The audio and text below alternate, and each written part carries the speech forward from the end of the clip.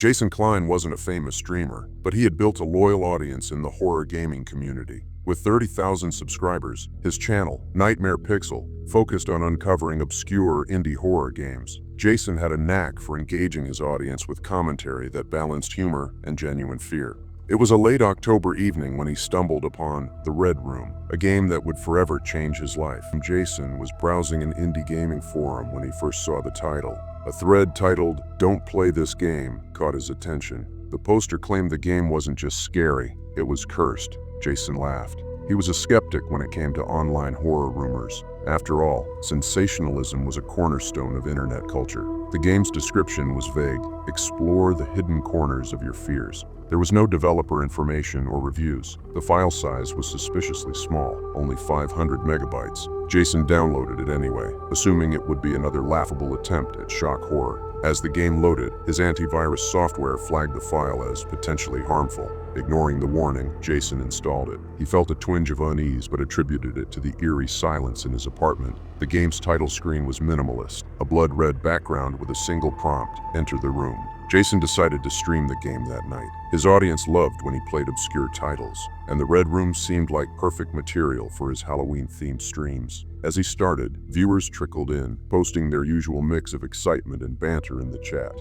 "All right, folks," Jason said, adjusting his webcam. "Tonight we're diving into the Red Room. Apparently it's cursed. Let's see if I survive." The game began with a dimly lit hallway, rendered in low-resolution graphics. Jason guided the pixelated character forward, encountering cryptic messages scrawled on the walls. "Turn back. This is not your space, and you are not alone." His audience loved it, flooding the chat with laughing emojis and taunts. "This is peak internet horror," Jason joked. But as he delved deeper into the game, it began to feel unsettlingly personal. "Changed. Jason, why are you here?" His laughter faltered. "Okay, that's creepy," he said, glancing nervously at the chat. "Dude, it's reading your PC info," one viewer commented. Jason dismissed the idea, assuming it was just a clever gimmick. But then, his webcam feed began to flicker on the stream. "Your camera's glitching, bro," another viewer wrote. Jason checked his setup but found nothing wrong. When he turned back to the game, the character on screen was standing still, facing a distorted reflection in a mirror. The reflection showed Jason's own face, pixelated but unmistakable. The game's audio grew distorted, a mix of static and faint whispers. Jason tried to laugh it off, but the unease was palpable. The chat erupted with panic.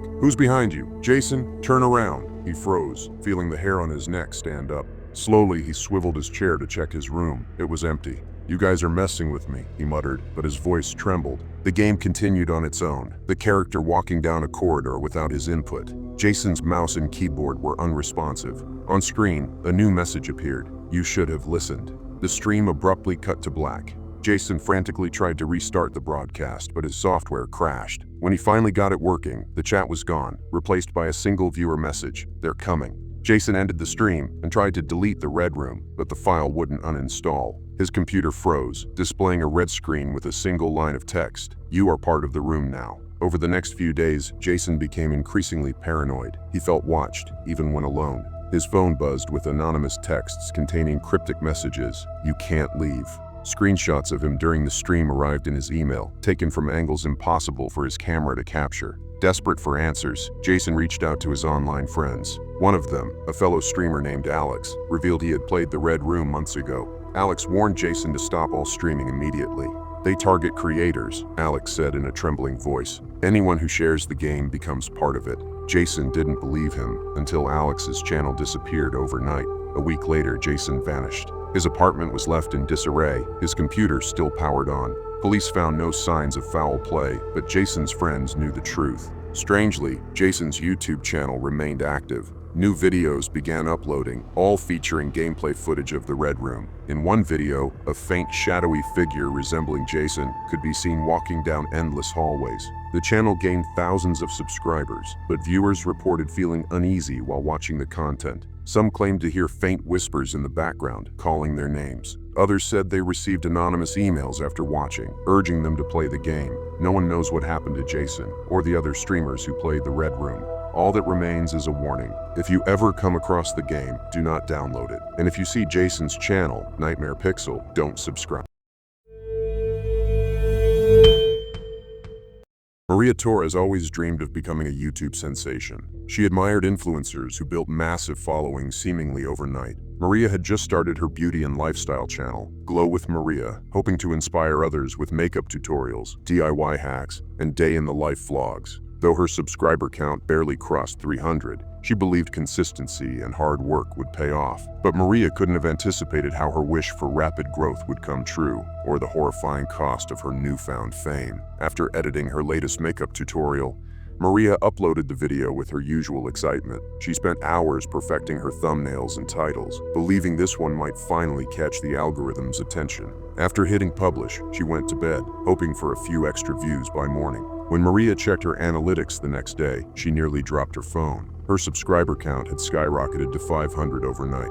"Finally!" she exclaimed, smiling as she made her morning coffee. She assumed a larger YouTuber had stumbled across her channel and given her a shout-out. Excited, Maria went live on Instagram to celebrate. But when she reviewed the profiles of her new subscribers, unease crept in. The accounts all seemed eerily similar. No profile pictures, no uploads, no activity. Each username was a random string of numbers and letters. Maria brushed it off, chalking it up to bots. Maybe the algorithm's just glitching, she told herself, trying to shake the weird feeling. The strange activity continued. Every time Maria uploaded a video, her subscriber count jumped by hundreds, then thousands. Within a month, she had over 50,000 subscribers, yet her engagement didn't match. The views on her videos remained modest, and the comments were sparse, except for a handful of cryptic messages. "We're watching you. Don't stop uploading. You're perfect for this."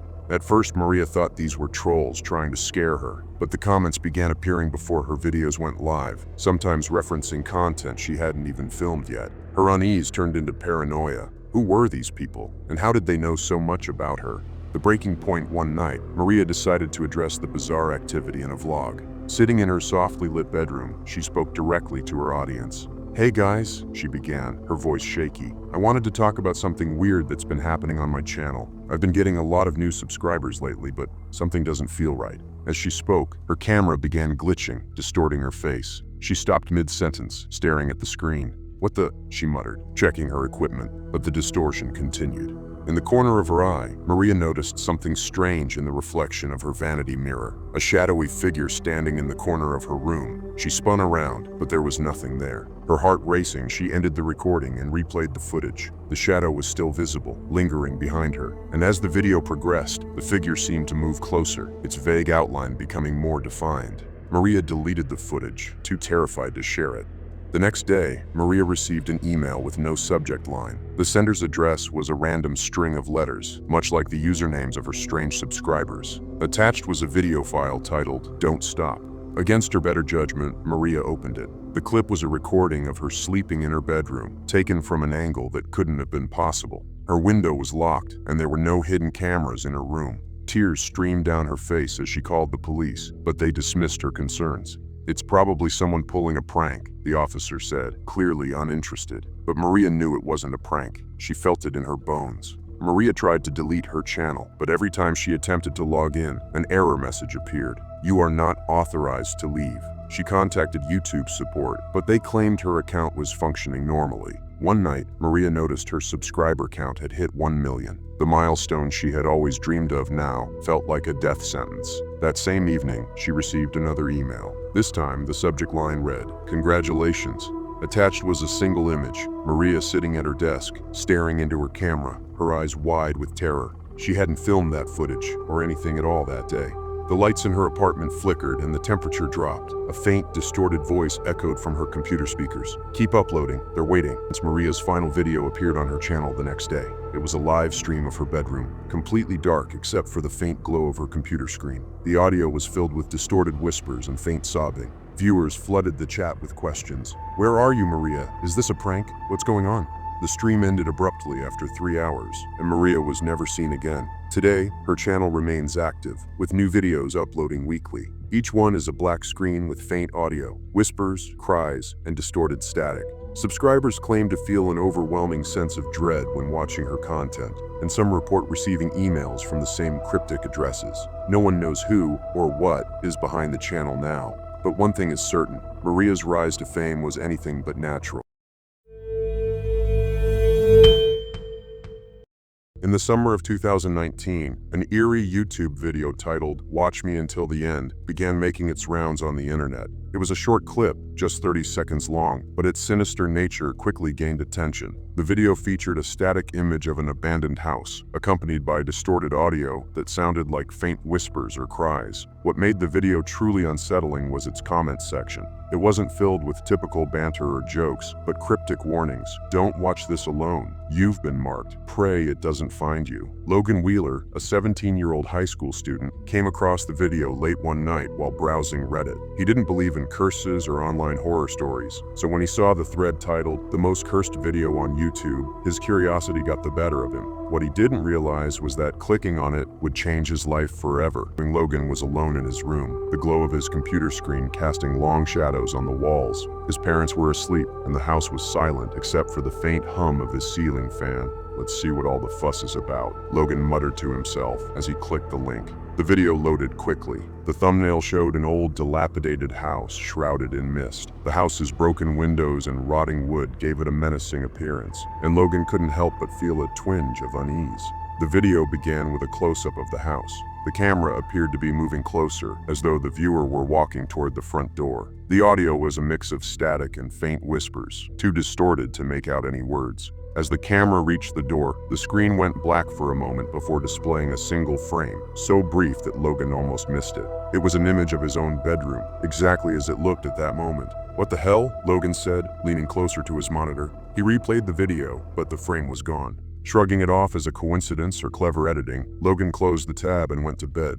But sleep didn't come easily. He felt a strange heaviness in the air, as though something unseen was watching him. The next morning, Logan's phone buzzed with a notification. It was an email from an unfamiliar address. "No reply at watchme.com. The subject line read, "Did you enjoy the video?" Logan hesitated before opening it. Inside was a single sentence, "Watch it again and we'll come closer." Attached was a photo of the abandoned house from the video. Trying to brush off his unease, Logan deleted the email. But throughout the day, strange things kept happening. His phone would randomly restart, displaying the image of the house as the background before returning to normal. His computer froze multiple times, showing static similar to the video's audio.